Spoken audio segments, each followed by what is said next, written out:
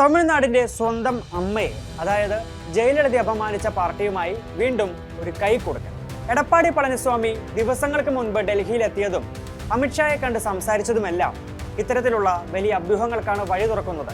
ലോക്സഭാ തെരഞ്ഞെടുപ്പിന്റെ പടിവാതിൽക്കൽ വെച്ച് ഇനി അങ്ങോട്ട് ഒരു ബന്ധവുമില്ലെന്ന് പറഞ്ഞ് പിരിഞ്ഞ സഖ്യം വീണ്ടും ഉയർന്നു വരികയാണോ?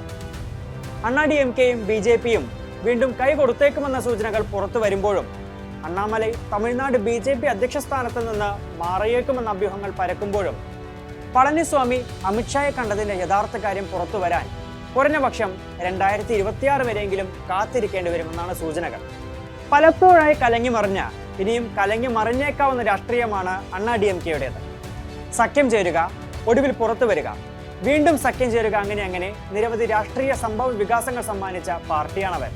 MGRനെയും ജയലളിതയും പോലുള്ള പൊളിറ്റിക്കൽ ഐക്കണുകളെ നൽകിയ പാർട്ടിക്ക് ഇപ്പോൾ പക്ഷേ ക്ഷയിച്ച തറവാട്ടിലെ ഒരു കാരണവർ സ്ഥാനം മാത്രമാണ് തമിഴ്നാട് രാഷ്ട്രീയത്തിലുള്ളത്. അതിജീവനമാണ് അണ്ണാ DMKയുടെ പ്രധാന ലക്ഷ്യം.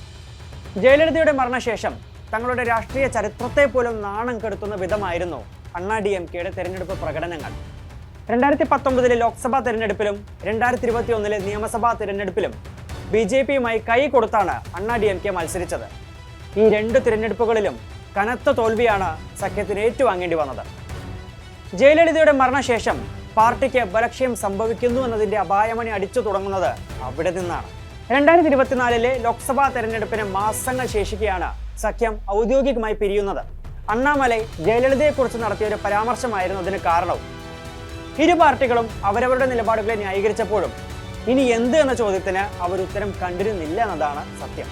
അണ്ണാ DMKക്ക് വലിയ രാഷ്ട്രീയ പ്രാധാന്യമുള്ളതാണ് ഈ സഖ്യം. പ്രത്യേകിച്ചും സമാനതകളില്ലാത്ത പ്രതിസന്ധികളിലൂടെ പാർട്ടി കടന്നു പോകുന്ന ഈ സമയത്ത് പ്രതിപക്ഷം എന്ന നിലയിൽ അവരുടേതായ ശബ്ദം പോലും ഉയർത്താൻ സാധിക്കാത്ത നിലയിലാണ് അണ്ണാ DMK ഇപ്പോഴുള്ളത്. DMKയുടെ രാഷ്ട്രീയ അടിത്തറ ഓരോ ദിവസവും വിപുലീകരിക്കപ്പെട്ടുകൊണ്ടിരിക്കുമ്പോൾ അണ്ണാ DMKയുടേത് ചുരുങ്ങിക്കൊണ്ടിരിക്കുകയാണ്. സ്റ്റാലിനും DMKയ്ക്കും 2026 തിരഞ്ഞെടുപ്പിൽ വിജയിച്ചു കയറാൻ ഇപ്പോഴുള്ള ജനസമ്മതി മാത്രം മതിയാകുമെന്നിരിക്കെ പുതിയ വഴികൾ, പുതിയ പദ്ധതികൾ ആസൂത്രണം ചെയ്യേണ്ടത് അണ്ണാ DMKക്ക് അത്യാവശ്യമാണ്. രാഷ്ട്രീയത്തിൽ ഒരിക്കലും ബദ്ധശത്രുക്കളില്ല എന്ന ആപ്തവാക്യം അണ്ണാ DMK പൊടിതട്ടിയെടുക്കുന്നതും അതുകൊണ്ട് തന്നെ. സഖ്യനീക്കത്തിന് മറ്റൊരു കാരണവുമുണ്ട്. അത് നടൻ വിജയുടെ തമിഴക വെട്രിക്കഴകം ഉയർത്തുന്ന ഒരു പൊട്ടൻഷ്യൽ ഭീഷണി കൂടിയാണ്. കഴിഞ്ഞ വർഷം അവസാനത്തോടെ TVKയുമായി അണ്ണാ DMK നടത്തിയ ചില ചർച്ചകൾ ചില വ്യവസ്ഥകളിന്മേൽ അലസിപ്പിരിഞ്ഞിരുന്നു. ഇതോടെ അണ്ണാ DMK വീണ്ടും ഒറ്റപ്പെട്ടു.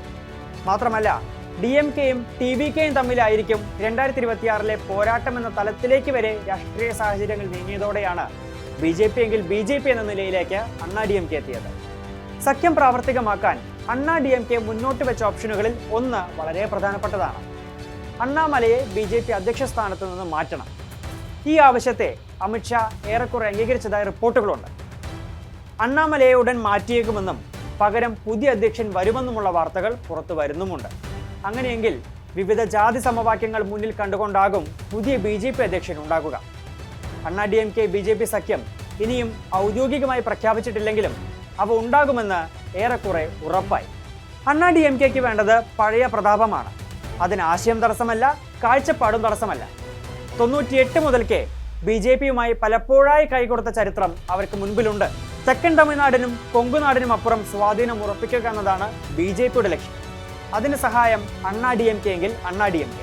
അങ്ങോട്ടും ഇങ്ങോട്ടും കൊത്തിപ്പരിക്കേറ്റ് ചോര വാർന്ന സണ്ടൈ കോഴികളെ പോലെയാണ് ഇരുവരും 1.5 വർഷങ്ങൾക്ക് മുൻപ് പിരിഞ്ഞു പോയത്. ആ പകയെല്ലാം മാറ്റി തണുപ്പിച്ച് വിജയിക്കുമോ എന്നുപോലും ഉറപ്പില്ലാത്ത മറ്റൊരു രാഷ്ട്രീയ നീക്കത്തിന് കൈ കൊടുക്കുകയാണ് ഇപ്പോൾ അണ്ണാ DMKയും BJPയും.